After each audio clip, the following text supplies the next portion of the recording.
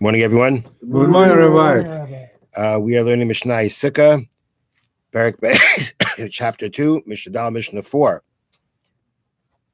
Mishnah in memory of? Today's Mishnah is being learned in memory of? Chava Bas Moshe. Chava Bas Moshe, Jimik's mother, whose yard site is today, the Neshama Shavan Aliyah. Amen. Ha'isa Sukase Ben Eilonis, one who makes his sukkah amongst the trees.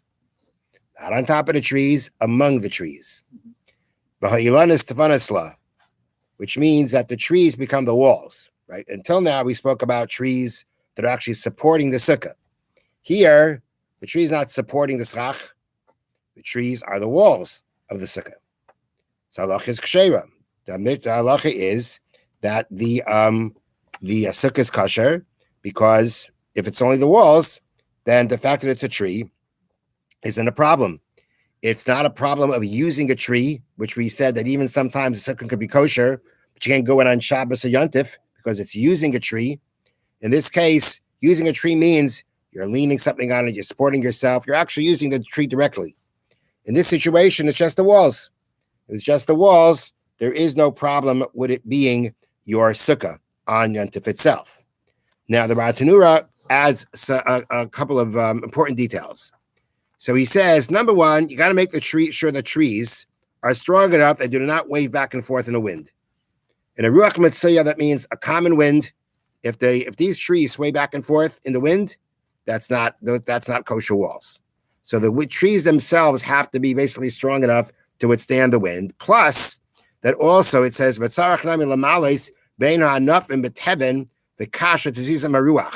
so too between the branches. I mean, if the branches are part of your wall, right? You got to make sure they're not going to go ahead and sway back and forth in the wind also. So what do? Basically, you fill the gaps with other things. Straw, wood, whatever it may be. You want to make sure, again. This has nothing to do with Shabbos. No, this is how you're building the sukkah. And this is how you have to make sure that you have to make sure to do this so that your walls are kosher. I mean, it's not like walls don't have any halachas to them. They don't have as many halachas as schach has, but they have certain halachas which basically tell us, is it considered a wall or not? If it's going to sway back and forth in the wind, it's not a wall. So therefore, all these things have to be met so that these trees could actually act as your walls. Okay, next halacha. Shluchei mitzvah b'tura min sukkah. Somebody was traveling in order to perform a mitzvah is exempt from the mitzvah of sukkah. That means, let's say a person is traveling for the mitzvah of pidyon shvuim. They're going to redeem a captive. Okay, they are exempt from the mitzvah of dwelling in the sukkah. You know, they don't have to eat in the sukkah. They don't have to sleep in the sukkah. Why? Because we have a principle. If you're involved in a mitzvah, you're exempt from doing another mitzvah. Now, you have to know how far to take that rule. But in this case, the rule applies to say that if you're involved in not even doing the mitzvah yet, you're traveling to do the mitzvah, but you're involved in the performance of the mitzvah, that exempts you from doing another mitzvah. You're involved in the mitzvah of getting to redeem a captive, which is a mitzvah from the Torah. So too, you are exempt from the mitzvah of sukkah. While you're traveling, and you want to eat, you don't got to stop and find a sukkah. You go ahead and you eat. Not only that, even at night when you're sleeping, when you're coming to rest, you're not traveling anymore. Even then, you don't have to sleep in the sukkah. And the explanation is that since they are mentally occupied with the mitzvah, even then, they need not divert their attention from it to go and dwell in a sukkah. When you're in the process of doing a mitzvah, basically your conscience is still there. Your mind is still there. Maybe it's in your subconscious, but your mind is still there. Is still on the mitzvah, and therefore you are still falling within the category of one involved in a mitzvah who is exempt from doing another mitzvah. Okay, next. If someone is ill, and those who are ill, let me finish. Someone who's ill and those taking care of the ill person are exempt from the sukkah. Why is a person who is ill exempt from a sukkah? The answer is because the Torah tells us, "V'sukkah is teshvu," you shall dwell in the sukkah. And dwell is understood to mean that you live in the sukkah or you dwell in the sukkah as you would dwell in your home. Now, if you were sick and you were uncomfortable in your house and you were sick, what would you do? You'd find somewhere more comfortable.